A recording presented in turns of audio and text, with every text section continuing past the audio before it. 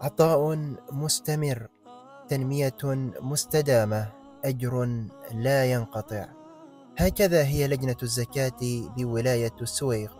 فمن يزور خيمة الزكاة الرمضانية للأسر المنتجة بولاية السويغ سيعرف يقينا أن الجهود الخيرة المبذولة في هذه المبادرة لم تأتي من فراغ، فالعطر يبقى دائما في اليد التي تعطي الورد. افتتاح المبادرة جاء من أيد كريمة، هيئة تنمية المؤسسات الصغيرة والمتوسطة، الشريك الرسمي والداعم لهذه المبادرة. صراحة يعني هذا المعرض اليوم بجهود لجنة الزكاة جزاهم الله خير لدعمهم للأسر المنتجة للسنة الثانية إقامة هذا المعرض. وطبعا كان دور أيضا هيئة تنمية المؤسسات الصغيرة والمتوسطة بالدعم هذا المعرض، تعريف أصحاب الأسر المنتجة أو الأسر المنتجة وأصحاب مشاريع، لتعريف مشاريعهم للناس للمجتمع، لكي طبعا نزيد عدد زبائنهم ويكون لهم وضع أفضل خلال الفترة القادمة.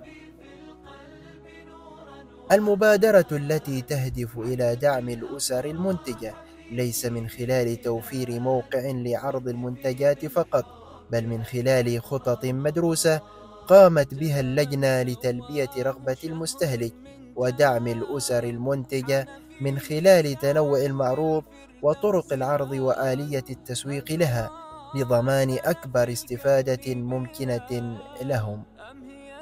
طبعا هذه النسخة هي النسخة الثانية، سبق للجنة الزكاة وأن نظمت في العام الماضي النسخة الأولى من هذه الخيمة الرمضانية، والحمد لله وفضله لاقت الخيمة استحسان وقبول المجتمع، وارتأت اللجنة في هذه السنة أن تقوم بتطوير الفعالية والشراكة مع العديد من الهيئات والجهات الحكومية.